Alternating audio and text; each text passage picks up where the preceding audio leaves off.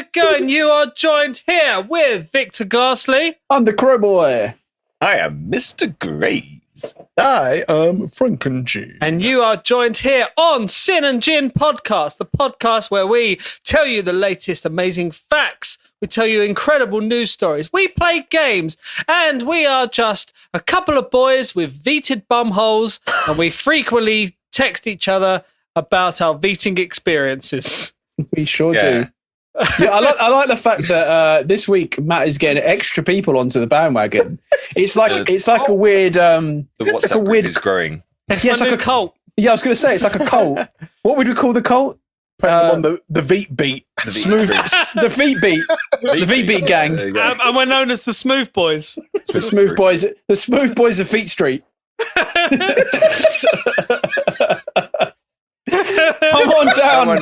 No one can stop us because they just can't get their hands on us. Yeah, At at the moment we've got some olive oil on us. That's it, we're gone. Damn That feels celebrity like- bastards. That feels like a spin-off of like another TV show, like EastEnders, like spin-off. The Veet, the Smooth Boys of Veet Street. What would the theme tune be, though? Actually, every always sexy. Welcome to Sin and Gin Podcast. Oh, yeah.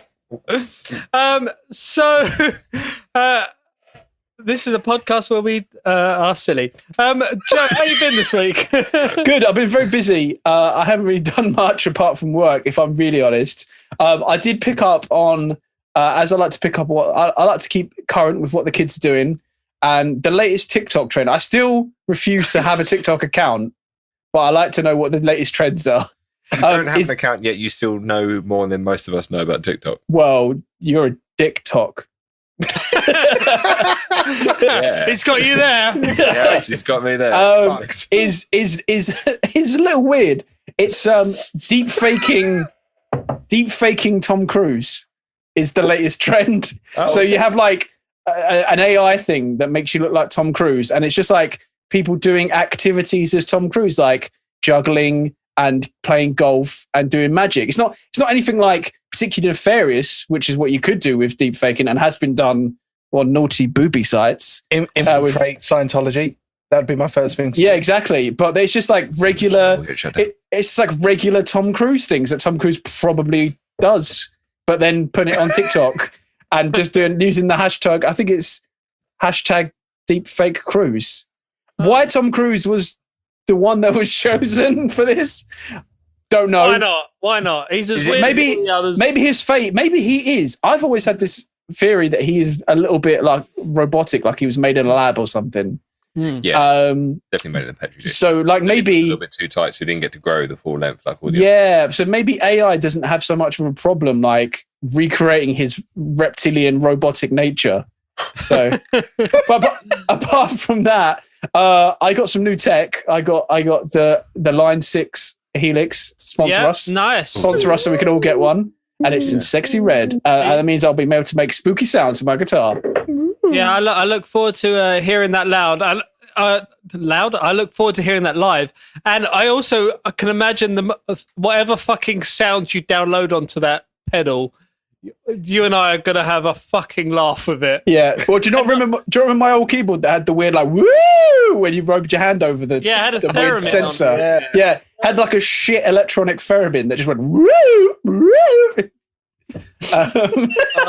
Whale tail, woo! And apart from that, I suppose we're all buoyed by the news that Boris Johnson went into battle on the back of a horse to fight the coronavirus, and he came out. And they came out with an amicable agreement that it would end on June the 21st or whatever it is. They was like, all right, then. All right, if I can carry on for a while, I'll carry on until June, and then a few more. You can have the country back. But yeah, in all seriousness, it looks like maybe gigs, and I don't want to get too hopeful, but it's the light in the tunnel at the end of the tunnel that we all need to look forward to. Yeah. It means we need to dust off our dusty boots. We need to restring our guitars and Sahara Desert. Get ready. Me, Joe, and Nancy are in a group chat, and we were saying it's nice to actually be able to talk about the band again. Yeah. But yeah, anyway, that's enough of the airwaves with my ramblings. So, Mr. Grave, how have you been? I've had an eventful week. Oh yeah. For those of you who haven't picked up, I took on not a part-time. I took on a COVID job, we'll call it, where I was a delivery driver for a UK business. We shall call them Scragos. Far away Vegas. And come Tuesday night, I decided that I'd had enough. I thought, fuck this. And I packed it in and I quit. And since then, I've felt very happy.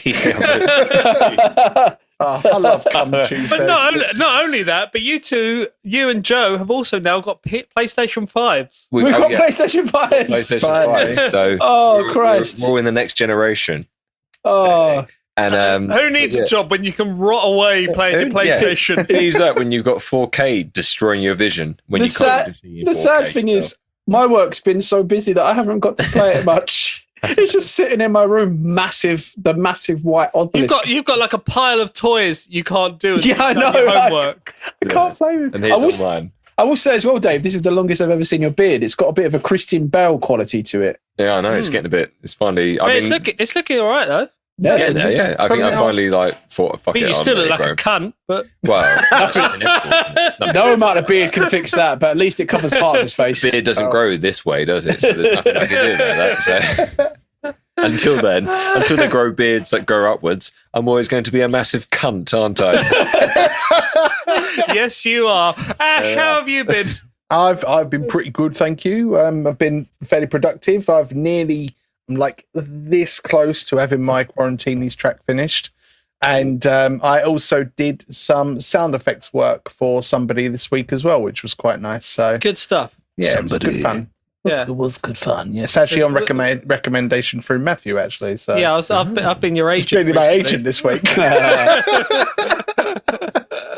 So yeah, that was good fun. Yeah, I got it was really nice. I got a little bit of money and got a tip for it as well because he liked it. Oh, wonderful! That's good stuff, mate. Good stuff. Yeah, good stuff. What about you, Matt? What have you been up to, eh? Well, you little cheeky boy. Well, apart from wearing your own merchandise. Oh, mate, do you know what, though? With regards to Victor and the Bully style, like, I've got all the T-shirts, obviously. Yeah, obviously. But there's only one T-shirt I don't wear with fucking dick shit's head on it. But, Don't ready to talk about me. Come on. But I actually really like the Victor and the Bully T-shirts. I frequently wear them. Well, yeah. We've all gone for the casual look this week. Usually someone's in a shirt or something outrageous. Or Matt's usually in something outrageous. We've gone for the comfy lockdown. Yeah, but so apart from that, I decided to go back on my longboard today. Today was the first day. So facing your fears. Yes, a Matt Rogers tale.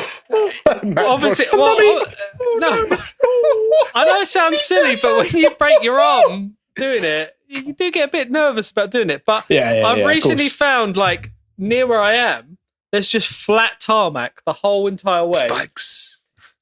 And I went on it. I was out for an hour today, just on my board, just gliding, and I felt like I got a good exercise. I was knackered by the end of it. But at the end of it, there's a Quiznos sandwich shop open, and I'm like, oh yeah, I remember Quiznos. There used to be one in Blue Water. Yeah, and there's literally one like 5-minute walk from my flat that I never knew was there. They used to do this sandwich, and this is quite a common thing in America. But if you're an American listening, we do have a couple. It's not really common in the UK. You'd get this sandwich. It was like an Italian sandwich, and you'd get a pot of like beef gravy with it, and you dip the sandwich in the gravy, which I just thought was the weirdest concept. Too wet. Yeah, well, English sandwiches are wet enough, aren't they? Yeah. Salad cream. Quote of the week. Yeah.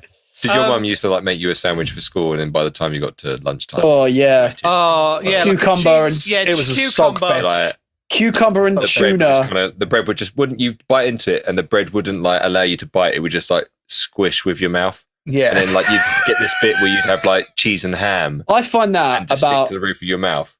And look, I'm not even being biased here, but I find that about all supermarket sandwiches bar M&S, who have mastered how to not make a wet sandwich. I used to like die of dehydration when I was at school because How many times did you die? Well, because basically, What's happened to Dave? Actually, He just had- What did you say? He said it master the dry sandwich. I went, oh, that's so. Salty sandwiches. Salty sandwiches from M&S. and anyway, That's so fucking dry. I used to go to school. My mum used to give me like a bottle of juice or a bottle of squash for like the day. But like you can, in a hot summer's day, you can quickly drink a hot, a bottle of water hot or juice. whatever. A hot juice in a hot summer's day. A little hot juice on a hot summer's day. And then, but none of our like fountains worked, and I never used to have any money. Like I never used to get given any money for like a vending machine or something like that. So throughout the rest of the day, I used to have this one drink and just sip it. And like in the hot summer, I used to be like, Did you not have your government mandated hot milk that had been sitting out in the sun? Milk. Yeah, it would just be secondary school. What year were you born? Are you like secretly 56 or something? No, I used to have. I had milk. Everyone had milk. I had Just milk at school. just because you had weak bones wherever you grew up. Oh, weak bone Billings. Yeah. For weak bone milk. I got my milk, but it was for weak bone milk only. I have a question. Did your school not have water fountains? Because literally, It did, but none of them worked. Really? well, that's illegal. Isn't it? Yeah, surely. That's illegal. I mean, saying that, my school got in trouble for putting a camera in the toilets. So there you go. Well, Dave, your school didn't even have hot milk, mate. So Yeah, true. We didn't have hot milk. Yeah, your We bones didn't are have milk. Your My bones school are didn't give us shit. milk. that's what. I mean, I'm Oh, fucking vegan. Dry So- bone Billings. Oh, mate. Yeah, now that you're a vegan, you've definitely got shit bones. Oh, no, I mean, I tell you what, I went vegan because my primary school didn't give me milk. Yeah, To be fair, I can't drink. I haven't been able to drink milk for years, so Yeah, exactly. I'm with you there. Bamboo. You're so calcium deficient. I don't know how you're Well, standing up. Me and Dave just fall apart in a stiff breeze. Welcome to Sin and Gin podcast, where 50% of us have strong bones. Bamboo bones, Billings. This is the main thing you look for in a podcast. Strong Strong bones. bones. Have you Join got us those white next week. lines under your nails? Is that the thing? Yeah, join us next week where we'll debate bones some more and what we can do. What is good about me and Dave is that we've got cat-like bones. You know where they've got collapsible skeletons? We can fit under door. Well, you know, like that we can fit under the gap in the door to get in. No, you don't. You can park a van back to back, and me and Joe can still get inside it. Yeah, exactly. I wanna be a Exactly. pelican. I wanna be a Dead. pelican where you can like Oh, puke your spine. Right, out. anyway, Just get anyway. Should we do a show? that way. Should we do a show? Should we do Camp Factula? let's do Nah, Count fuck him. Factula. Camp Factula is the bit that we're doing next. I've got facts for you. You've got facts for me. Well, here comes Count Factula to drain you with his facts. I am Count Factula. Oh, welcome aboard, Count Factula. This is the third time we've attempted this, and Yeah, this is why the laughter. This is actually take 3 of a thing we've done 34 times now. to Count Factula. In this segment, all of us will tell each other fabulous facts. Oh, fuck off. All of us will tell each other a fabulous fact that we've barely researched and we haven't told each other, and that's the bit. That's what you get. That's the biscuit. That's what you're fucking listening to. In a gin paid fucking podcast. You're paying nothing, so this is what you get. Yeah. Right. So the first fucking fact is gonna be Joe. Hi guys! Wow, that was great. That was probably the most aggressive Camp Factula intro I've ever experienced. Welcome to 2021. Yeah, this is shit how it block goes. people, that's This is just how it goes now. Deal with it. So this fact comes with a caveat that I will unlikely to say a lot of the names of people, countries, and places. So this is about Turkmenistan, which I think I got right there. So the president of Turkmenistan, whose name I will tackle in a minute because it's impossible to say, he has banned all coloured cars from the capital city of Ashgabat. Basically, only white cars are allowed. So, which is weird enough in its own. So the Turkmenistan president is called, here we go, Gurbanguly Berdi Muhammadov. Beautiful British name. Beautiful British name. Say it one more time for me. Sorry, one more time. Gurbanguly Birdie Mukmahamedov. I'm going to call him Birdie from now on. Birdie. Okay, cool. I'm going to call him Birdie because fuck that name. But basically, he has banned the import. He started with the ban of import of black cars. He's really into white stuff because white is lucky, according to him. But he's gone one step further. In 2015, in the capital city of Ashgabat, citizens woke up to find their cars missing if they weren't white. They'd been towed away by officials, and they had to sign a document to get it back saying they vowed to repaint the car white. Which is interesting because then all of the auto shops in Ashgabat doubled their prices, sensing the opportunity. So it went from about $500 equivalent to over $1,000 to get your car painted white, which in itself is funny. But then I thought, okay, he's got a funny name, Gurbanguly Birdie Mukmahamedov, Birdie. I had a look into him, and I suppose he is a dictator with the what we call the cult of personality. So, and I think all these things I'm about to say are funny, but with a serious side caveat that this guy is a dictator, and he is in a lot of ways worse than, say, Kim Jong-un. Yeah. He just doesn't have the nuclear arsenal. So, unfortunately, Turkmenistan is a country that is ruled by like a dictatorship under the guise of presidency. They rank one of the, I think they're the fourth lowest on press freedom, on human rights indexes, all of this. It's a really horrible place to live, akin to North Korea. Mm-hmm. But this guy is fucking mad. Like, he is mad. So, okay, so some of the things, and is because of the lack of press freedom, and because it's not internationally as well known as North Korea, it doesn't get a lot of journalism about it. So this was a bit hard to find. But luckily, there was a couple of things online, and John Oliver, do you know John Oliver, the comedian, the English comedian who works in America? He does the Not Tonight. He does the Last Week Tonight show in America, and he did a bit on this. And if you're going to watch anything online, watch this. It's fucking hilarious. But basically, he does things like he sends out these propaganda things to make himself look really fun to the West, a bit like Kim Jong-un, but this guy is like the ultimate. So there's a video of him slowly riding a bicycle, firing at targets, which is fun. He misses all of them. He did a rap video with his grandson about sports, and it's called Sporting Turkmenistan.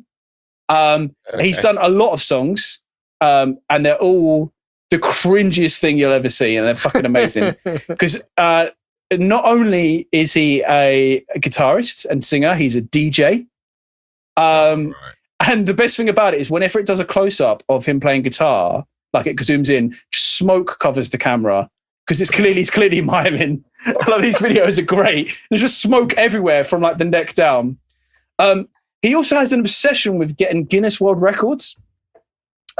So these are the Guinness World Records that he's obtained for Turkmenistan. Highest density of white marble buildings in an area. World's largest indoor Ferris wheel. Largest architectural image of a star. Highest number of fountain pools in a public place. Matt needs that.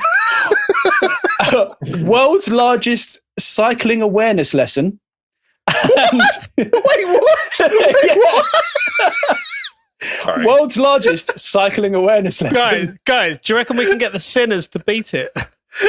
I would want nothing more than to beat one of these guys' world records because he has a lot of pride in them. Guys, I think that's the new thing to try and do. We're going to do a cycling awareness lesson. We're gonna have to get all the sinners together, right?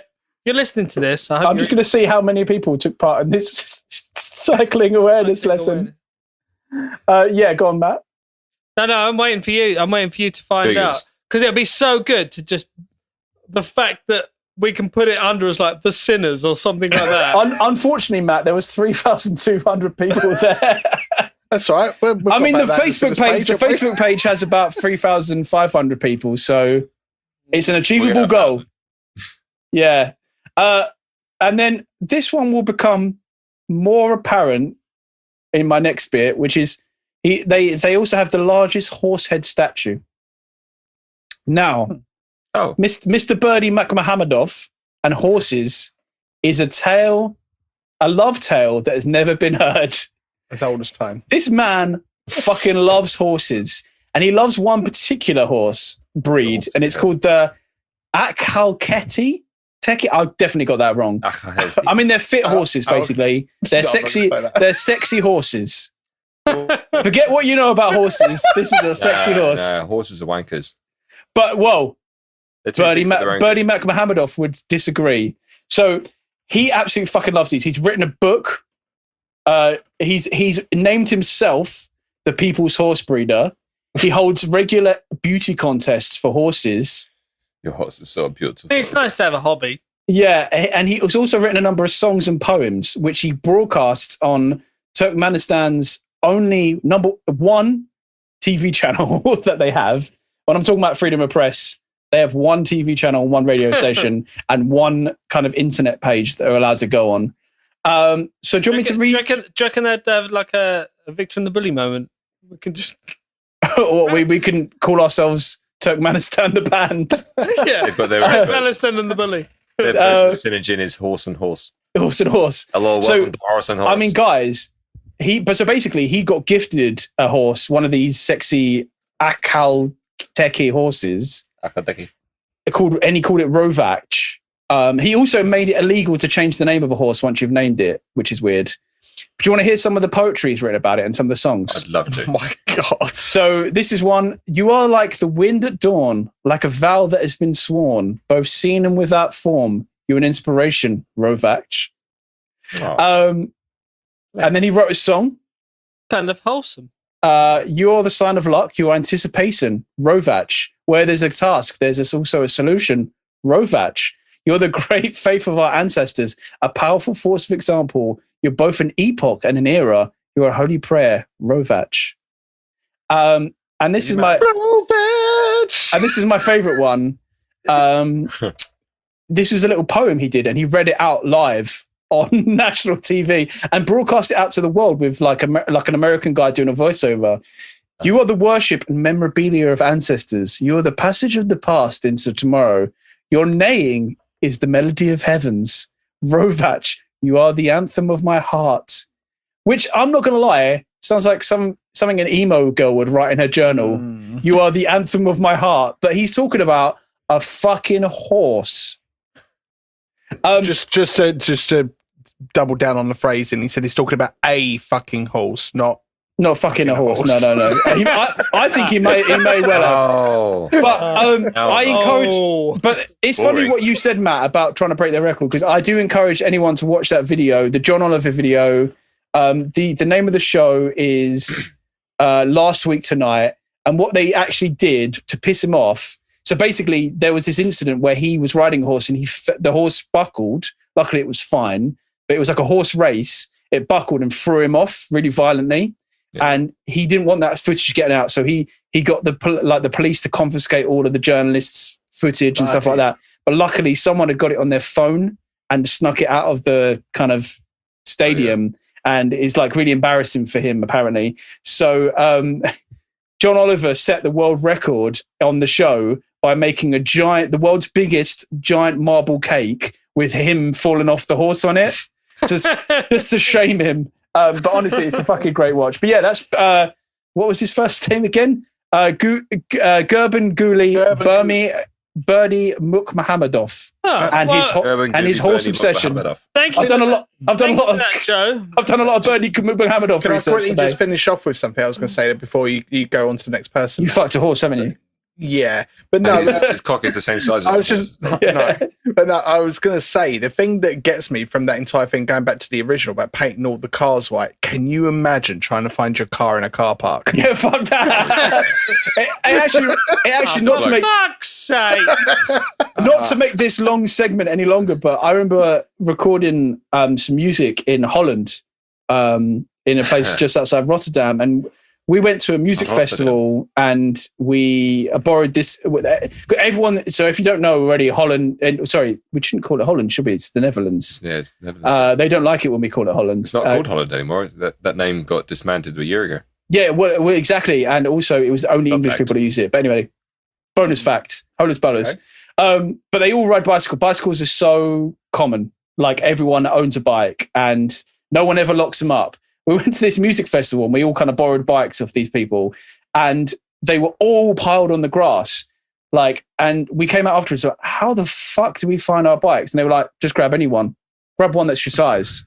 And we just did. Fucking weird. Like, you couldn't imagine that here, but because every single person's got a bike and there's like 2 bike companies there, it was just like, just fucking grab one. The same bike. Anyway, yeah. But anyway, that's my fact. So the next fact is going to be Mr. Graves. Hey, that's me. Have you heard of the War of the Bucket? No. The War of the Bucket. Now, so basically, for those that you don't know, a lot of people have heard of the War of the Bucket. Well, I say a lot of people that may have known of the War of the Bucket will be quite surprised by this because it turns out it's quite a different story altogether. But it's to do with it. Is it bucket singular? Bucket. But basically, there's a lot of people that believe there was a war between Medina and Bellina in Italy. Medina and Bellina. For years. Over what a lot of people believe was just a bucket. It was a 300-year long struggle between these two people. 300? 300-year long. Was this bucket gold? Well, this bucket was a very special thing. But basically, the background of the story is from the late Middle Ages until the Renaissance, northern Italy was divided between factions supporting the rival political claims of the Holy Roman Emperor and the Pope. So Medina was a Ghibellin, and basically, like I should also state, like Joe did earlier on, a lot of the words I'm going to use are they as hard as Guggenbuli Bubalibnov? They'll be basically a pissed dyslexic person's version of a word.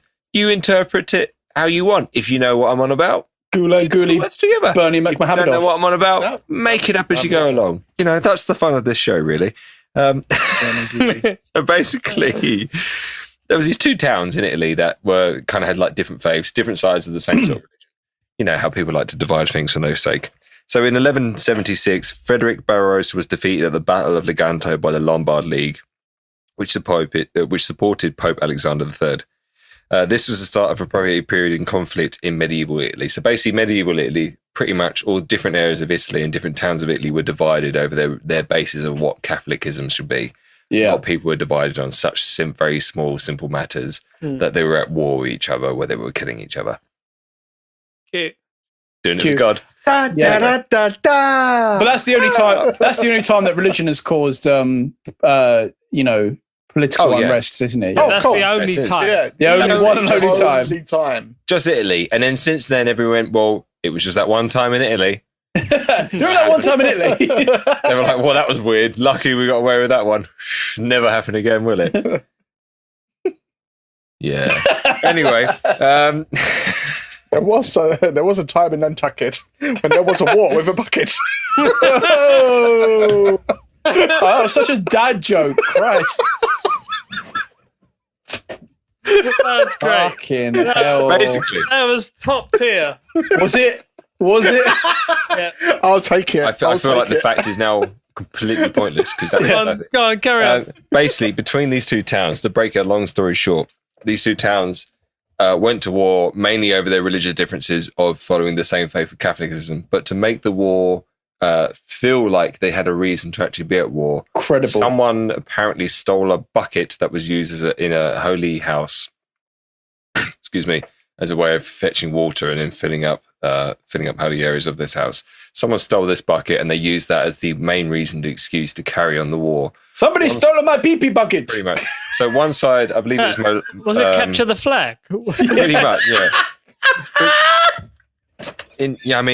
So Bologna, when war came to be, they sent out 32,000 people to fight this war. And then Medina... Give me my bucket, you cunt! Yeah. Modena had 7,000 people versus 32,000. Oh my So- god. 7,000. Well, fucking hell, it's like 300. It's like the Battle of Thermopylae. Pretty much, yeah. So it was like it was a huge war. It was a huge war. Everything, but it was all based down to religion. Why are you laughing? That was the name of the place. I just said Muppet Bucket for Muppet. Bucket and Thermopylae. God, Dave's facts get really derailed here.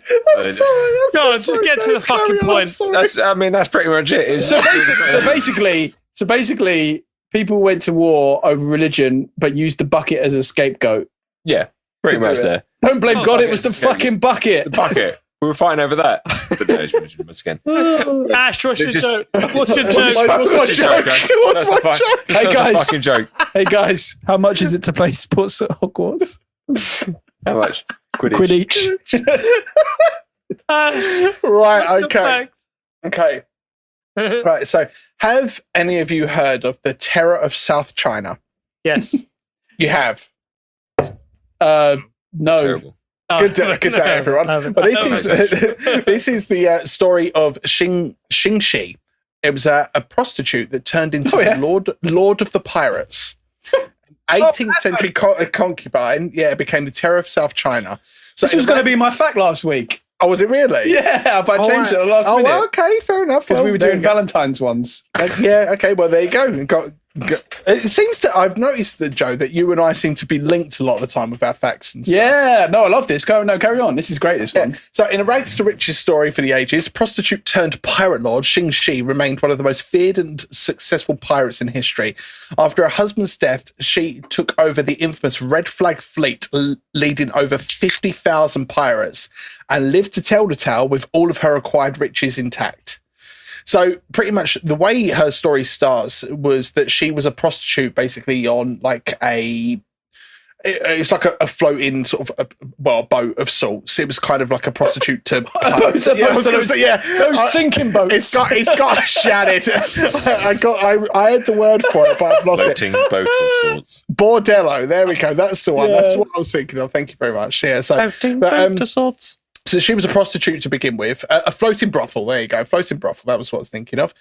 Then the pirate commander of the Red Flag fleet actually ended up proposing to she, or at least it's so believed. There is also a possibility that they say that he ordered a raid on the bordello and actually captured her, and then sort of asked her to marry him. Yeah, tomato. There you go. So, with conditions for the proposal, she basically said, "I will marry you as long as we get equal partnership in the fleet leadership." So he gets admiral's share of anything attained, and he stayed true to his word. And they actually both ran the pirate fleet together, which grew over time. And they initially possessed around 200 ships around the time that they got married, but it eventually grew up to close to 1,800. They were like one of the most successful pirate operations of all time. Yeah. It's absolutely mental the amount they managed to raid. Look at this. This is one of their largest successes came in 1804 when the fleet issued a blockade of the Portuguese trading port at Macau, located on the south coast of China. The Portuguese sent a squadron to fend off the pirate attack, but the Red Flag promptly overpowered them. Even the British Royal Navy declined to get involved, instead providing naval escorts to ships belonging to them and their allies. Just 6 years after she got married to the commander, Zengi, his name was. He fought his last fight amid the Tay Son Rebellion in Vietnam, where he died in 1807.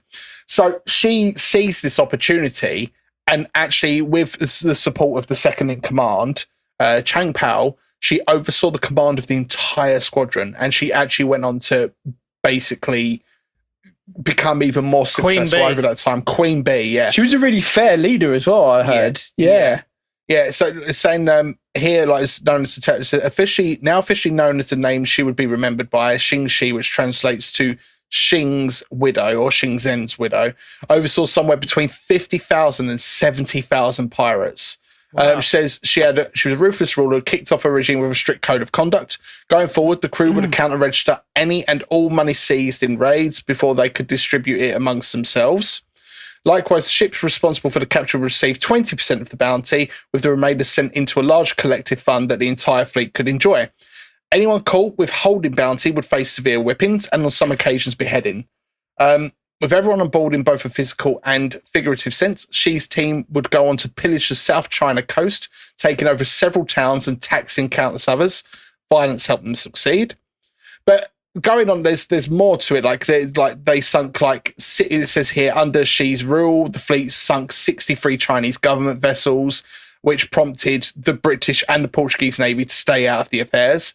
But as it goes on, which sounds fucking terrifying. But as it goes on, it got to a point where pretty much after all of this was going on, there was no way they were going to be able to beat her. Like they wanted to desperately, and they just couldn't. So what they did was they actually struck a deal with her, and they basically gave her amnesty, and she got to keep all of her riches as well to stop her basically doing it. So she basically fucked off, went and lived a normal life, got married to her former, I think it was her former second in command, and lived a life of luxury from all of the shit that she I mean, what is the Fair play, good to her. I suppose though, what is the lesson here? Yes. What is the lesson here? You give command of a large fleet to an organized woman, and she basically was like, she set up a trust fund, essentially is what she did. Well, Queen Victoria was also known as Queen of the Pirates as well. This woman, but one of the two, of England, was all the British emperors pretty much were pirates, and they were used as main slave trade shit and stuff like that. Guys, it would be Queen Elizabeth and Queen Victoria. Why are you talking about this stuff? I'm going to go into my fact. Okay. Oh. I was going to just quickly finish it just before about one more thing about it was that she's actually kind of lived on in the Pirates of the Caribbean franchise, sort of largely based on Mistress Ching in cool. at World's End. So yeah. Right. How much does your girlfriend love you? A lot. Yeah, 6 out of 10. Okay, so I'm going to talk about the fighting girlfriend T-34. So,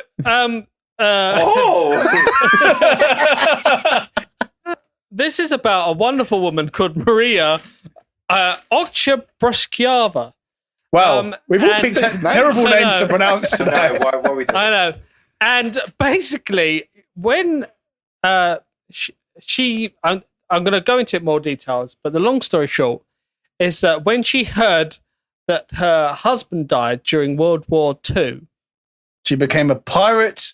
What a twist! No. So she didn't hear until two years after his death. Oof. But she decided to sell all of her possessions and belongings and everything in order to buy a tank so that she could become part of the Russian allies. Oh, she was Russian. Yeah, she was Russian. She was Russian to get into the action.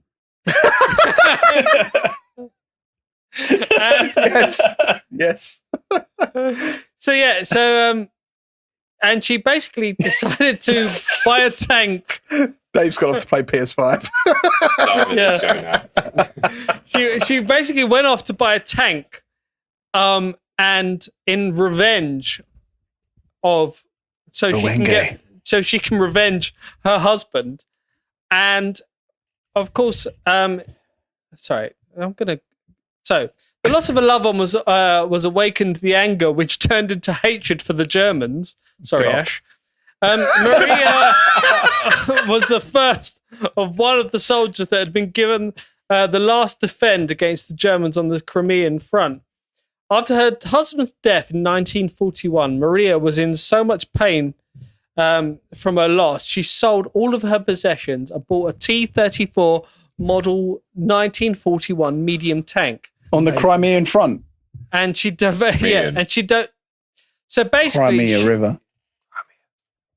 She sent a check to Stalin himself for 50,000 rubles to buy a tank, and was like, I want a tank, but it has to be called the Fighting Girlfriend, and she has to drive it. In Russia, girlfriend fights you. Yeah, and Stalin was so impressed by this that he was like, yeah, that's awesome. And so Maria's husband had previously taught her actually a lot of this stuff. And during World War II, a lot of Russian wives were told to basically go to war as like nurses or helpers in any way they could.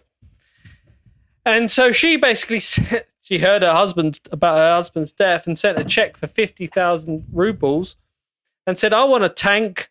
I want to be driving a tank and I want to fuck up Germans. And it was granted. And she did a lot of damage. Now,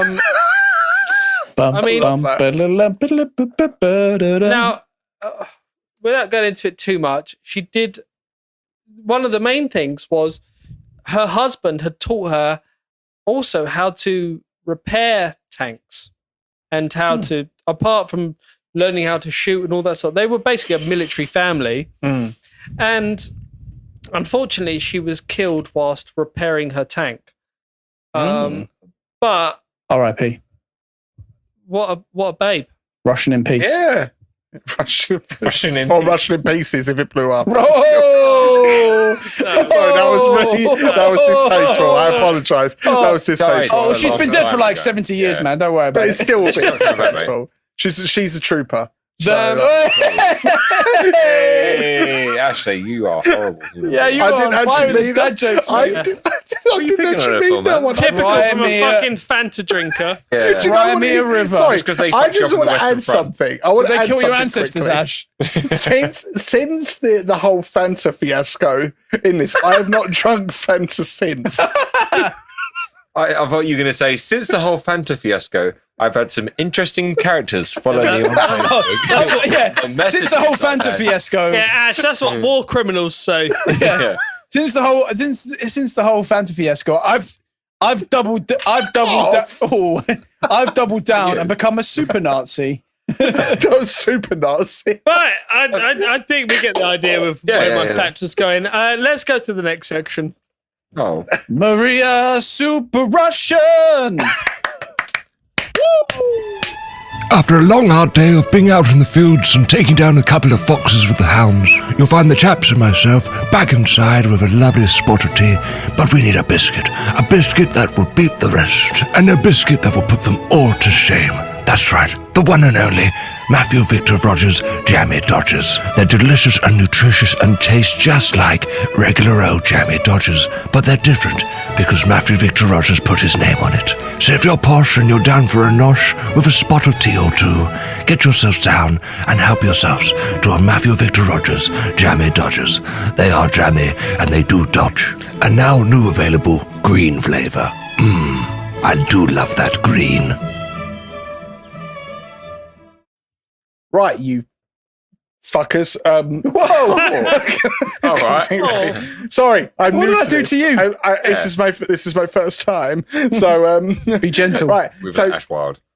this week I am doing the game. Oh, you spoil I've us. never done a go. I've never Oh, done a you're game such a before. virgin. Oh, I know. Such a game Such a virgin. You're a Such a virgin. virgin. I know. Virgin. Okay. Right. So I'm going with the same format that you guys have been going. So it'll be a case of we'll have a real element and a fake element. And I've gone with musicals. So this includes Broadway and film. So the name of this game this week, because it's not very imaginative, Musical or Poosical. I also suggested High School Poosical. You did suggest High School Poosical, and I kind of It was wish I'd gone with rejected. that. It was kind of rejected. High School Poosical 2, the new class. So, Poo class. High School Musical Poo. Right. Poo 2. So Happy I've school, actually school poo, the poo class. The poo poo. It's also a poo. Got it.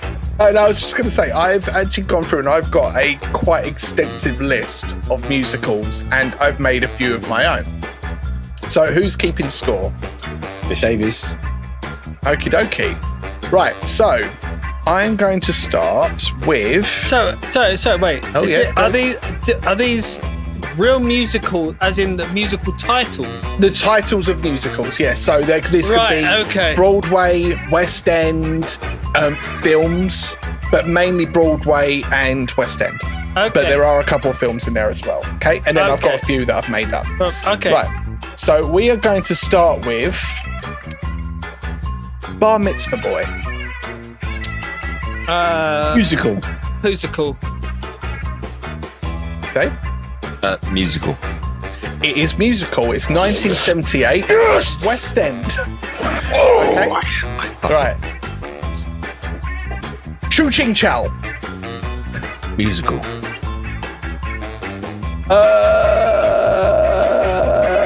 Musical. Matt? Musical. Yep, it's musical, and it's from 1916, and it was the West End. Okay. Hitler in Hollywood. Musical. Poosical. Musical. It's Poosical. I thought that was definitely going to be one. It's definitely right. Honk. Musical. Oh, Poosical. Poosical. It's a musical. Oh, wow. West End. Honk if you're horny. Is that like Do, it's like Stomp? do you have details about these? I've got years and they're sort of where they're from. I don't have these. Is it like Stomp, but instead of like I don't that, know. it's just geese? I feel Some like of these keep I remember seeing like a 1950s era for honk. I believe it or not, that is poster. the one that I haven't got a year for in my right. entire list. I don't know why. I must have missed it, but it's listed as West End. See I a know that poster much. with like a honk, Yeah, a woman going. I have to look it up. I'll look it up. But the Magic Mrs. Piggle Wiggle. Poosical. Musical. What about you, Matt? Poosical. It's musical. Damn it. That one's a red herring. That one because it's very much like Joe's Sounds like, character. yeah. Yeah. That is totally a joke. There's the way you said it. Maybe I wrote this musical. All right. AIDS the musical. Oh, never seen it. that's a musical. That was in. It's in Team America, isn't it? So Yeah. yeah, it's a musical. Musical. I'll tell you what, I've got it. I've technically got it listed as Poosical because it is from Team America, but it's a fake one. But I'll say have that as a point. Oh, is that the one that goes? technically it is. Everyone has AIDS. Yeah. AIDS. AIDS. Right. Do a few more. So do you. Fluffy's Fandango. Musical. Yeah, Musical. No, musical. If you've got musical, yeah, Yeah. and you haven't seen Poosical. Poosical, yeah. It's Poosical, yeah, it's Poosical. I love the way you went. Yeah, it's Poosical. Fluffy's Fandango. Don't be such a fucking idiot, Dave. do a couple more. How to succeed in business without really trying. Oh, that's a musical. Yeah. I've heard of that. Yeah, musical. Yeah, that is musical. Yeah, I thought that one was a bit obvious. That was a book. Yeah, it was, wasn't it? Yeah. Yeah, I thought that one was a bit too obvious, but We're very close in this one. I've got 6 and the other 2 have got 5. Oh, bibbidi boo! Hey, look at my shoe. boobs. Musical. They're great. Oh, boobs. The boobs, the musical. Yeah, that's a musical. I'm gonna say Poosical just because I want more points than Dave. It's musical. Ah, damn. We'll do one more. That is, so That's what, 1 point behind me. I'm 1 point behind, so I need We're to one more behind. draw. All right. Well, if you get to a draw, then I'll do a tiebreaker. Okay. If it works out that way. Night of the Living Dead, the musical. Oh, that's musical. I'm gonna say musical. Musical. Poosical just to defy the scores. It's musical. Yeah, it's from a couple of years ago. All right, So we got a tiebreaker now. Yeah. Yeah. Okay. Me and My Dick. That's a musical. That's a musical. I know that. I know that's a musical. Dave, did you, Matt, did you say Poosical? Yeah, musical.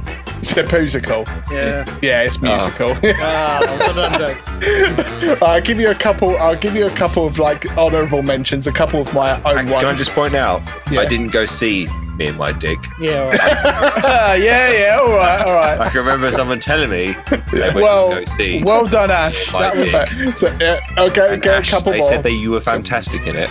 Do you know what? The funny thing is that shit, I missed that one. There is, believe it or not, a musical called The Fantastics from 1960. I wish I'd fucking put that in there. That reminds me of Arrested. I don't know if you guys watch Arrested Development, but it reminds me of that. Yeah. So I'll give you a couple of honourable mentions of my own ones. We've got Flavour Behaviour. Oh, Flavor Behaviour's great. That's much better than Fluffy McFlufferton or whatever. I said Fluffy's Fandango. Fandango. Pretty and Pointless. Good. I mean, these were much better than some of the ones you did say. Pointless. That's fucking. Oh, Pretty and Pointless could genuinely be a musical. I want to call an album. Right, reminds me of my exes. Oh! And then we got one more, which was Singing in Splendour. And then a couple of honourable mentions on actual ones. The Hoboken Chicken Emergency. That was fucking wonderful. Wow. Lock Up Your Daughters. That was fucking great. Lucky Stiff. The Rothschilds, which... Oh, really? And then, the Banking Dynasty. Then Soviet Zion 2014. Nice. And then one that I think everyone does know is Urinetown, which... no. Oh, yeah, everyone knows that. Oh, everyone knows about Urinetown. And then Altar Boys. I'm sorry, but the three last ones you made up were like way more convincing than the other ones you I don't know. Yeah, I know, but like it's... You always second guess yourself, don't you? His first time. It's his first time. Be nice to him. I literally went through A to Z. No, well done, Ash. Well done, Ash. Thank you. Very good. I enjoyed High School Poosical. So was that a bib I heard? Sorry. That was a bib. I think it's time for shit news. Woo! Oh, shit. This is the latest dispatch just received in our news. Zin Podcast, bringing you the latest news from around the world with Victor Garsley, Crowboy, Frankenstein, and Mr. Graves. This is Shit News. Yeah, sir. It's shit news. The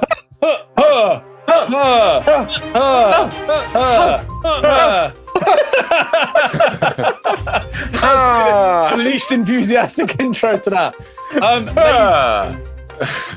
Ladles and Jelly Spoons, you are joined here with Hot Lips, Funky Gibbon, Teabag, and Longsock. We are your news team. We are drip feeding you news with a small pipette that you used to use in science labs at school. Yes, with the small PP into your mouth. Yeah, you've got your mouth open, your tongue, tongue out, ready to receive the slick drops of news we're spreading down onto you. Straight from the PP. Straight from the PP. By PP, I mean pipette, not a willy. Don't be disgusting. Be disgusting.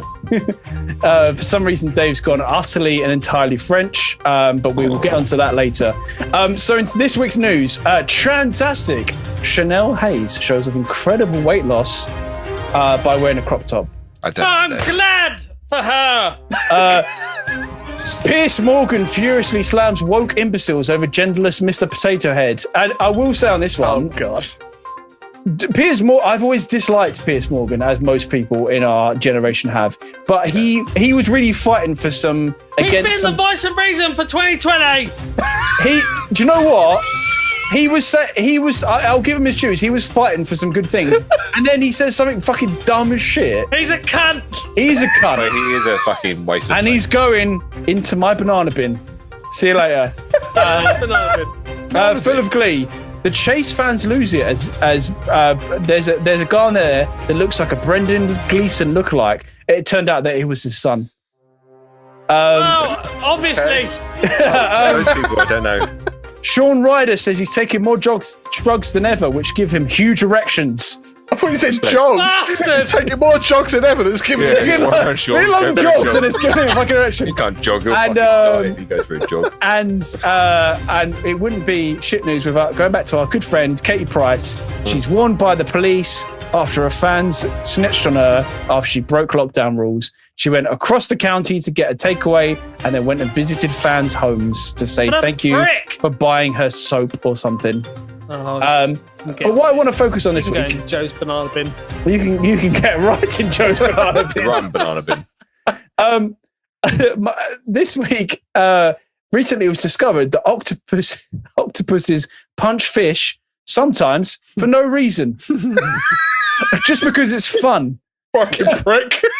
So basically, Vegan, I agree. octopuses have been observed in the wild when they do actually hunt in packs. Sometimes some breeds of octopus, and it's believed they punch fish to kind of hunt. But actually, it's been discovered as well that they just punch fish for fun, like with no intention of hunting them. They just kind of just doing it. I like one of the fact that one of the researchers was underwater in scuba equivalent. He said, "I almost choked on my regulator. I just burst out laughing." But yeah, so basically, there's a cool video of this octopus just punching a fish. It says you can see that sometimes punches are like a small boop, and other ones the whole arm curls up and uncurls, kind of like a boxer. It's quite rare, and it doesn't happen particularly often. But it just feels like when they're bored and they're full, they've had their lunch. They just might go around and fucking punch a fish. That's just basically like outside of fucking Weatherspoons. Yeah, exactly. Maybe they've had. Fucking shite. What'd you fucking shite, mate? You want some? They've had a few too many bombardiers, and they're looking for a fight. Tenants. And they see a fish giving them the old stink eye, the old side eye, the old side eye, which is the only eye that fish can do. Let's face it. Oh shit! No, I'm gonna have to stop that for Funky Gibbon. Sorry, Funky Gibbon. Are you there? Yes, I'm here. Thank you. So, Wow. the satellite was a little bit faster that time, thankfully. Yeah. That's mainly because I was panicking. It was panicking. I was panicking because I didn't have my news story ready. But Panicking Skywalker. You weren't too sure if it was you, were you? Anakin Skywalker. Just FYI, if you've got this far in the podcast, we usually do one of these every week, and we actually had a week off, so we've come back extra silly. Something like excited. I'm sorry. We're very excited, boys.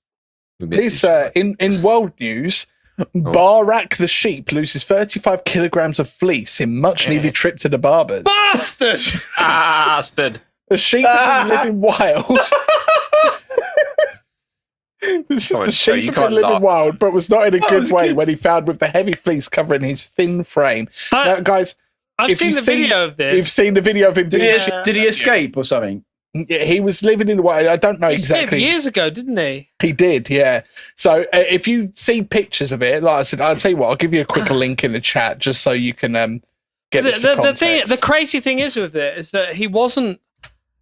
If there was any predators, they literally couldn't attack him. Whoa! Exactly, yeah. He had so much wool. He's got like a bulletproof vest on. He pretty much did. Like if there was like a pack of wolves, they couldn't get through. Before and after, man, is great. I'm not gonna lie though. Like, imagine how good that felt being that sheep. Yeah. It's quite sad if you see the video footage of it. Like you can see the wall literally, like you can see this flesh from his face getting like yanked away by the wall. Yeah, I mean, if you look into it, because obviously sheep are obviously bred to, so they can be sheared annually. They don't shed themselves. So looking through it, like they were saying that they believed he had an owner, and he had definitely been ear tagged at one time, but they said because of the thick matted fleece, it basically tore that out of his ear. Ooh. Yeah, so like he said, there's a lot of other things. Like he said, he could barely see. He could barely stand. I'm surprised he stayed alive that long. Yeah, like I said, I think Matt was saying though, it's because, like I said, predators just couldn't kill him. So, like, cause pretty much, he was a fucking bulletproof sheep. I know, what a sweetheart. What an absolute sweetheart. Yeah. I love him. But I said that is one lamb I wouldn't his, have as lamb chops. Yeah. His hooves were in great condition from running over the rocks in the forest. He said he was in a bit of a bad way. He was underweight, and due to all of the wool around his face, he could barely see. But apart from a few nicks when he got trimmed, he was relatively good afterwards. So, yeah. And because of all that added weight, his meat tasted fantastic. Yeah, he was really like, it was just pulling on his meat, so it made it really tender. Sorry, live from Dartford. It's Teabag. Singular Teabag. Are you in? Singular Teabag. I am here. Love hurts. Love hurts. Sure it does. Man reveals hackers demanded $1,000 ransom to release his digitally locked Chastity belt, forcing him to use bolt cutters and cutting himself in the process. Sorry, can you Sorry, repeat that whole line again. Did you digitally what? So I know about there's a chastity belt that's just been released, and it's digitally. In order, you put your meat and veg in it, Yeah. and Sausage and 2 cucumbers. basically, it's all done via an app, Well, someone else has the access to. pretty much, yeah. But this guy got caught with some hackers who refused let his dick out of the chastity belt and held him for ransom for $1,000. And where after which he paid, and then they asked him for more money, It's always the way. and to which he was like, "Well, I can't pay anymore. What am I going to do?" And him and his other half had to literally get the bolt cutters out Oh my God. to try and get out of this chastity belt. It's apparently the app has now had a recent update to stop. I was going to say, I'd sue the fuck out. No, I'd sue the fuck out of the company. Yeah. Made it. Yeah. Can someone explain to me I might be being naive here. I don't see the appeal No. No, I don't either. I think of like even a traditional one. so. Okay, so I think the idea is that you I think literally I get can't- the concept. You can't get a boner. I get the concept, but I Yeah. just don't get the appeal. Maybe I'm running in the wrong circles. I don't know. Yeah, the idea is that you can't even You're get a boner. controlled. It's denial. Yeah, it's okay. complete denial. denial. It's control. And that when you're finally allowed to have that release, it's the most exhilarating thing. Yeah, I guess the Internet of Things has gone too far there. You know, and yeah, the, by the it digital being- side of it. Why? yeah, I mean, it costs $170. I suppose. Well, that guy $1,170. Yeah, I suppose there's a simple oversight that they missed there. I mean, look, my car has like a clicky button, right? That I unlock my car with, but it also has a key for if that function doesn't work anymore. And it costs more than that. I mean, my car does cost more than a chastity belt, yes. Yeah. Thanks for that observation, Dave. But what I'm saying is, your car that costs a lot more money than a chastity belt has well, technically Best a security. more simple security. Yeah, like Something that's you'd think a there'd lot be a better. backup, wouldn't you? For That's what I'm something saying, that's yeah. literally locking away one of the Like, organ that you your piss second out of. most prized. Well, there we go. Yeah, your car or your penis is your second most. Car or your penis? I'm going to pick my penis every time. Yeah. Sorry, that's enough penis talk because I hear that Long Socks has got a scoop. a hot, delicious scoop. Nice sweaty old scoop for you right here. Did you know that mayonnaise helps sea turtles suffering from oil spills? And I did not know that. No. Oh, I didn't know this. so mayonnaise has been being used to help sea turtles. So basically, where there's been massive oil spills in the oceans from ships or refineries from pipes from BP back in 2012 when they didn't know what the fuck they were doing. They still don't know what the fuck We're they're doing. sorry. We're sorry. We're sorry. Lots of the main Sorry. sea animal that seems to kind of get the worst of it is turtles. Oh, it's so sad. Yeah, they must go through hell, man. They get the blunt of the blunt end of the stick. But apparently Leonardo's still pissed off. he's still agitated as shit. He's on the beach right now. Anyway, basically, animal rescuers and some other organizations have been using mayonnaise to help sea turtles that have ingested oil. So where they've been out in the oceans and there's been oil spills from any situation whatsoever, if they found turtles, what they do is they capture the turtles, bring them back, and they've been feeding the mayonnaise. And basically, mayonnaise is broke down to 3 main principles. It's egg yolk, some sort of like acidicness, like lemon, and then like an oil. And you mix it up, and you keep mixing it up quick enough till it gets to a point where the 3 substitutes kind of get to a perfect balance where they make that kind of like weird white liquid. If you don't get it there, it would do some weird, it'll separate basically. But if you get it to the perfect thing, they'll join perfectly together. So where they're force feeding, well, they're not force feeding, but they're obviously, well, I guess they are. They're force feeding these turtles mayonnaise. Foie gras turtle. Mayonnaise filled foie gras turtle. Delicious. I mean, so does that make me, if I force feed myself mayonnaise when I'm sad, does that make me a turtle? Yes. I don't Yes, it think does. oil makes you sad. I think it kills you. But No, but I force feed myself mayonnaise. Okay, so going back to the turtles. the reason it works is Yeah. because of the oil and the citric acids from like the lemon and stuff like that. I don't understand why you eat mayonnaise when you're sad. But anyway, because they're making the turtles eat so much, because obviously turtles wouldn't eat lemons and that acidicness from like lemon, and the oil substitute from the natural oil of like virgin oil or whatever the hell like cooking oils they're using there helps to break down the actual oil that's come from the oil refineries in the ocean that they've been drinking and consuming into their bodies. So That it helps kinda makes break sense. that down Yeah. and helps allow them to digest it a lot quicker and keeps them alive. Because basically a lot of turtles are consuming it, gets into their body, sits in their body, and eventually kills them through poisoning and a nice, slow, painful death. They're all like, I'm not Imagine a robot. Mutant me, you turtles. Imagine how delicious that like mayo-soaked turtle soup's going to be. Oh, so good. Teenage BP mutant turtle. But yeah, basically, so mayonnaise, BP mayo turtles. egg yolks, Well, that's the name of the episode, isn't it? Teenage Mutant. Was it? Teenage Mutant BP BP Mayo Turtles. Turtles. BP Mayo Turtles. That's your episode right there. Write that down. Someone. Write that down, Matt, quick. But I'm surprised that you guys didn't pick up on my original joke, by the way, when I said this, unless you completely ignored it. I went, those turtles must be going through hell, man. Oh, you're a Didn't even pick up on it, disgusting. mate. Your dad jokes are fucking awful today. What's going on? Is your dad sitting Right, behind let's the go. screen? Let's Grace? go. Here's one. Let's go to the Blank-O-Mattic. Let's go. Let's just go.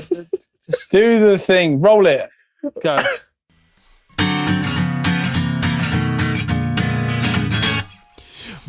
Blank-O-Mattic, it's chromatic, it's dramatic. Blank-O-Mattic,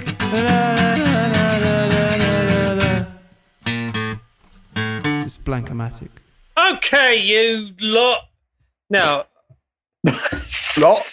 you lot. Right, we're all blokes, right? We're all bloody blokes. Oh, everyone here, So, everyone listening, just a bloke. And if you're not a bloke, you're an honorary bloke. Right, and if you are a bloke, Blokey bloke. You're a double you need to bloke. listen to this. So we're going to use the Blank-O-Mattic, and if you're unaware of what the Blank-O-Mattic is, Blank-O-Mattic. we find a generator online to create a story, a letter, or something. But guys, you know what? I was really confused the other day, You're right. and I was chatting to my other half, and we were having a good chat. Right? Yeah. it was fine. Was he a bloke as well? No, it wasn't a bloke. Was it a lady definitely wasn't. bloke? It was a lady bloke. lady bloke. And she said, "Do you know how to put on do you know how to put in a tampon for the first time?" And I was like, yes. "I did not know how to put in a tampon." I actually, I watched an episode of Big Mouth, and this was one of the things on there. So the Netflix show. we're gonna use the Blank-O-Mattic to how to use a tampon for the first time. I'm not going to lie, right? The preface of this is that blokes have got it really easy. Our anatomy is quite simple. Yeah. Women are like a 2,000-piece puzzle. Men are like just a block of cheddar. just Just a big fucking picture. wedge of cheddar. That's And one you- bit. just What? a Polaroid. Yeah. So that's why we're lactose intolerant. Okay, Yeah. so how to use a tampon for the first time. We need a verb base form. Gosh. Okay. Oh my god, no. We need a noun plural. Toast machine. Toast sock. Toasties. Toasties. Toasties. I like the idea of toast sock because that would be like slang for vagina. Talent toast. Oh, Toast socks. Show us your toast sock. No, just sock. it's plural, isn't it? Sing. Oh, is it plural? Yeah, plural. Oh, toast socks. Yeah. They're just like, oh yeah, Adjectives. chubby, Vivacious. Beautiful. No, I've gone purring. I've gone for curvaceous. Mist. Noun. And now, Crust. evil. Crust demon. I don't know. Crust demon. Fishing. Ow. Crusty bread. Evil crusty bread. I quite like crusty bread. Bloody excitement. I mean, at the end of the day, you wear how to use a tampon for the first time, and we've used crusty bread. We're men. We're bloody blokes, aren't We're we? blokes, so fuck you. That's why. We're bloody blokes, so fuck you. That's why. So that's how we use a tampon. Part of body. Vagina. Ham lips. I was going to say piss lips, but That's it. Ham lip. Deep sea creature. I want to know. Honey glazed ham lips. No. Honey glazed. Spam. Honey glazed ham lips. Noun Spam lips. plural. Spunk muffin. Granny's grains. Salt cracker. Danger toad. Les Dennis's Danger Toad. oh, for God's sake. Why is Les involved? Why is Les involved? Hold up. Why is Les involved? What's he got to do with What this? royalties has he paid on this episode? Yeah. Yeah. I didn't get an email from him. Les Dennis's Danger Toad. Is that your Danger Toad sound? Verb present ends in ing. Pogoing. Flash. Sewing. Hugging. It's got end in ing, Ash. Oh. Threatening. Flashing. Oh, flashing, yeah. Threatening. Oh, flashing. Right, we need 4 parts of the body. Dave, what is your part of the body? Armpit hair. Armpit hair. Ash, what is your part of the body? Scrotum fold. Oh. That's horrible. Yeah. Fold of your scrotum. No, what is your part of the body? Transparent beef knees. Fuck. Sorry, can you tell me what part of the body Transparent. that is? Obviously, it's a transparent beef knees. Yeah, but where on the body would one find that? Between the thighs. Okay. And my These one, are transparent I'm thighs. for my one, I'm going to go for Veeted Gooch. Oh, yeah. Very relevant. By the Veeted sponsored Mr. Rogers here. I wish our podcast was sponsored by Veet. We need a Veet. The amount we spoke about fucking Veet, I want a Veet sponsorship. We need a Veet sponsor and a Right, we need an sponsor. adjectives. So actually, 5 Veet. adjectives. Oh, get out of town. Watering. Frequently. Aggressive. Seldom. I like Robust. three. Robust. What? Misty. Oh, Robust. Um, Misty. Bloody. bloody needs to be in there. Yeah, bloody, surely. One more. Bloody. What was, Huh? what was that? Frequently. Frequently. Seldom. Oh, what about what's like when when blood gets Congealed. all- yeah, clotted. Yeah, No, no, clotted Potted. or congealed. Cream. Oh, God. Right, we need a part of body. Another one. Seafood shin. Clitoris. Matt's broken elbow. Clammy clitoris. Clammy clit. Clammy clear. Wait. Clammy clear. Yeah. Now. keep seafood shin in the back pocket. The back pocket. Mustard. Mustard gas. Oh my god! What are we doing? Put mustard gas in. Or mustard. We're talking about tampons, aren't we? Dijon mustard gas. Dijon from mustard Dijon. gas. Dijon mustard gas bonanza. No, gas. just do Dijon mustard gas. Because Dijon gas. Bonanza's not going to make any sense when you read it out.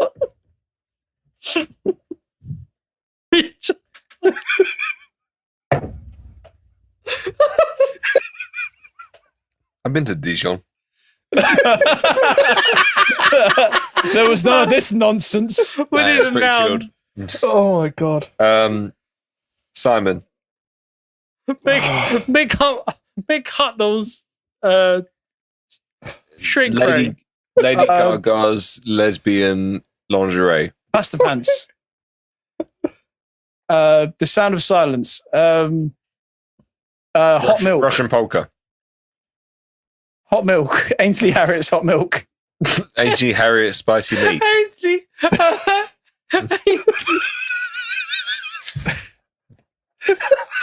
Ainsley Harriet. Hot milk. Harriet. Well, milk. the question is, right, guys, the question is, were you green peppers or red peppers? Red tomatoes, mate. It wasn't green. Was it red tomatoes? Oh, shit. Green peppers or red tomatoes? Tomatoes, yeah. Come on. What were you, though? I was don't green know what pep- you're on well, about. depend on Right, you. verb. Ready, steady, cook, you cunt.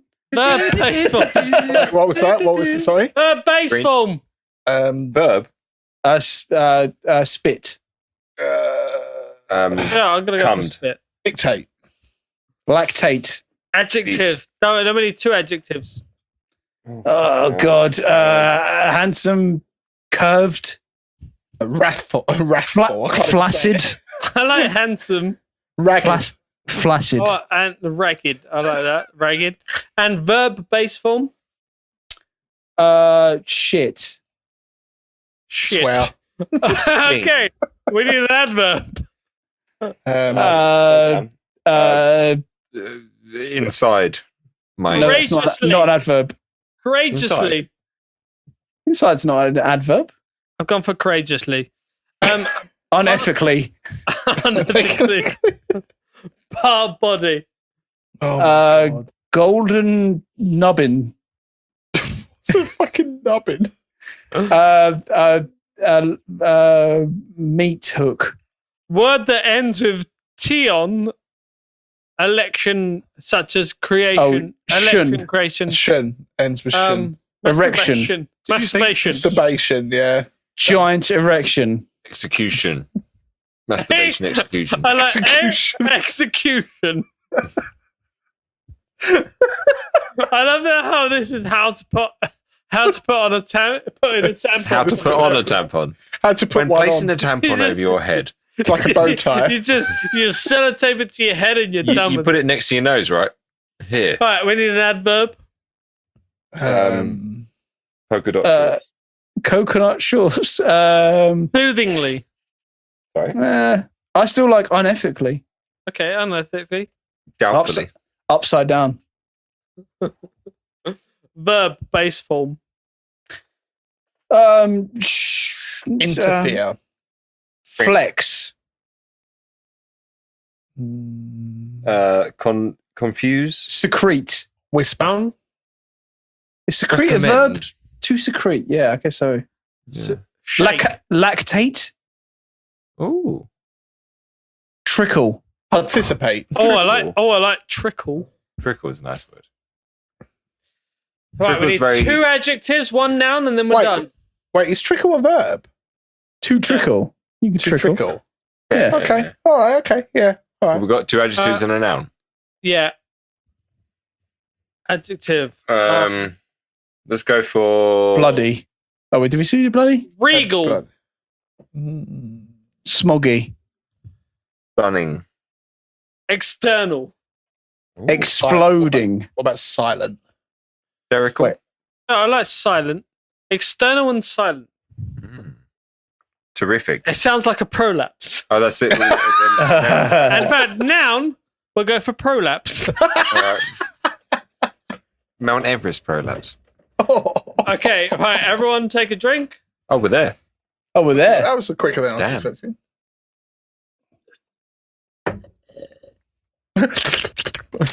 That's refreshing. How to use a tampon for the first time. Now, us lads, we don't know how to use a tampon for the first time. Speak for But- yourself. Thankfully, we've got the Blank-O-Mattic to show us how to use a tampon for the first time. So all you women listening, Thank God. I've been sticking out my arse. yeah, all you women listening, you can relax. We know your pain. We understand it. We're there for you girls. We're there for you girls. How to use a tampon for the first time. Oh, God. Relax. All right. And done.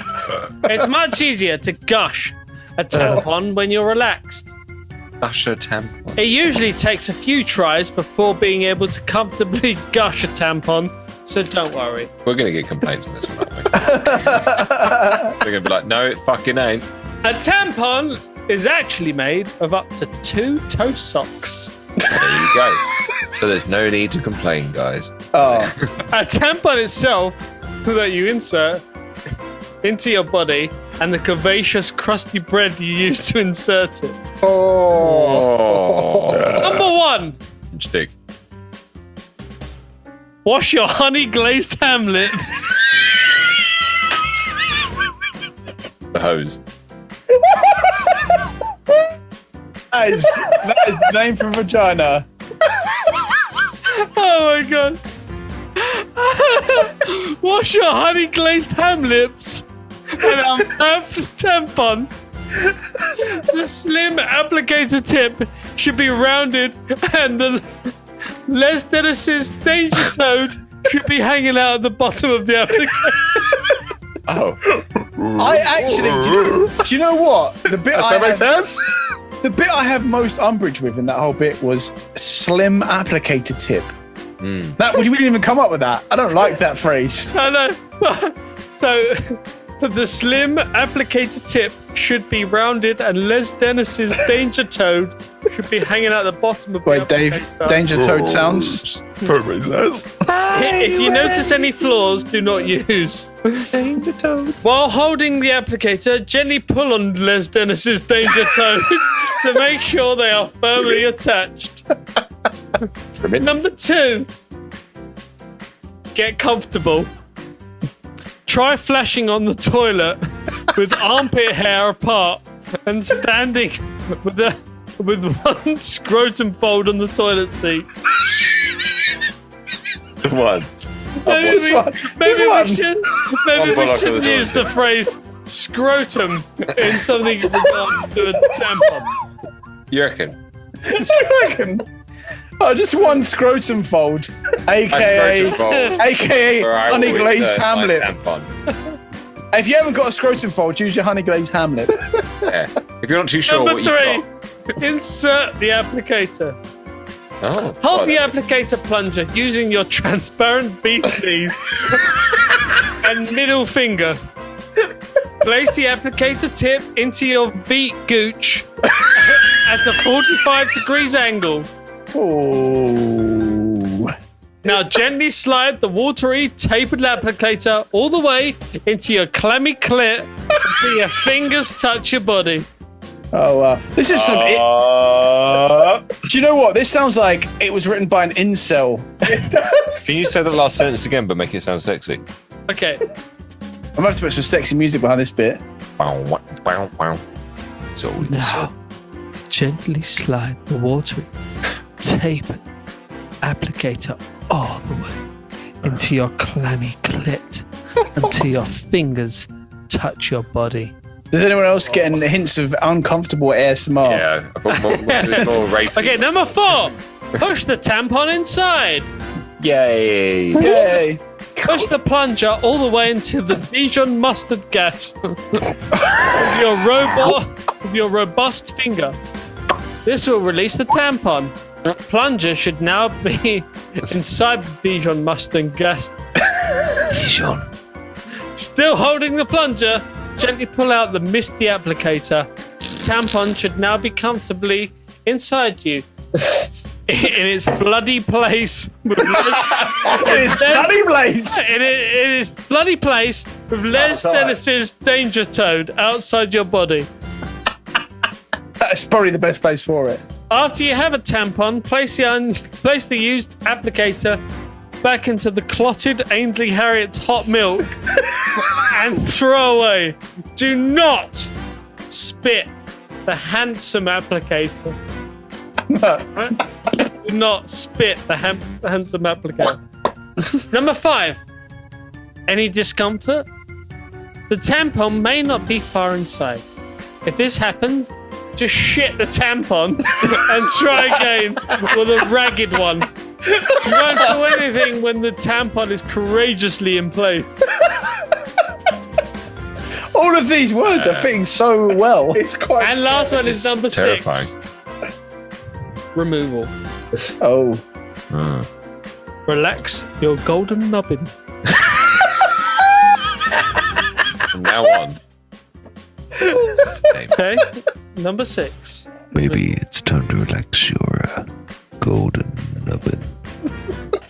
Try getting into the position used during execution. Place your head between the stocks. Head down. Think Shut of up. Charles the First. Gently pull down on the Les Dennis's danger toad. Oh, yeah. The tampon should slide out unethically. Creepy.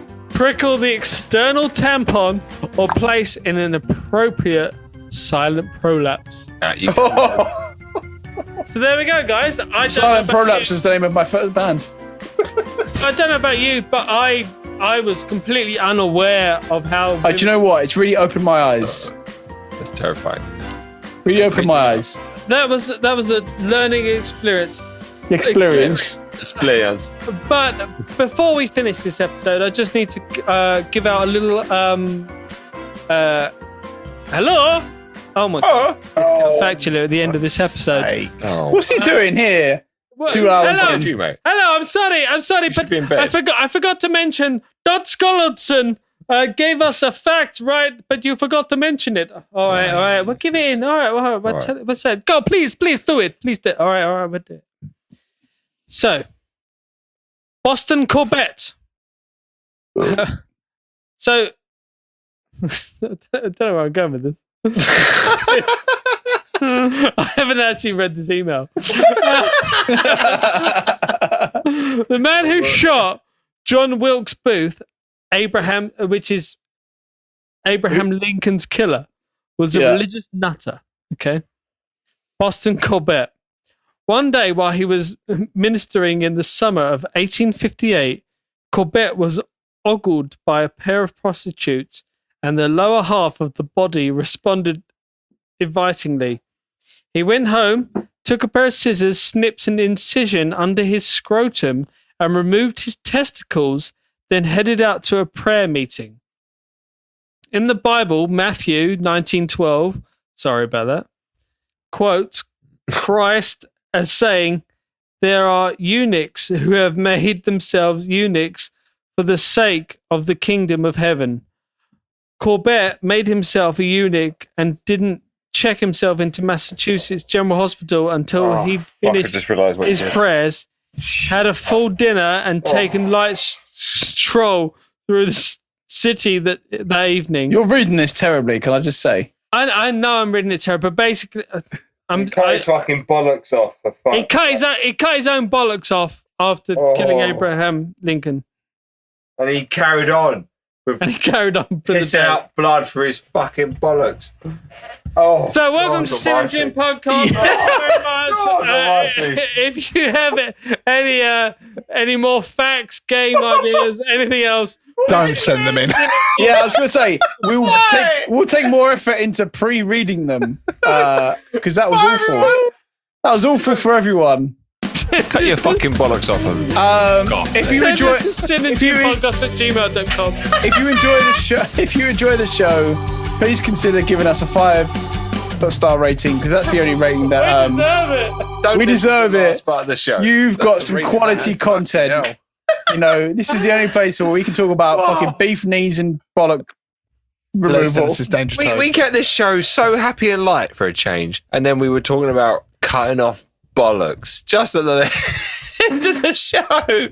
Yeah, we love you all. Goodbye. I hate you, Matt. Only because you got one, you bastard. Yeah. Think of us two bollocks people.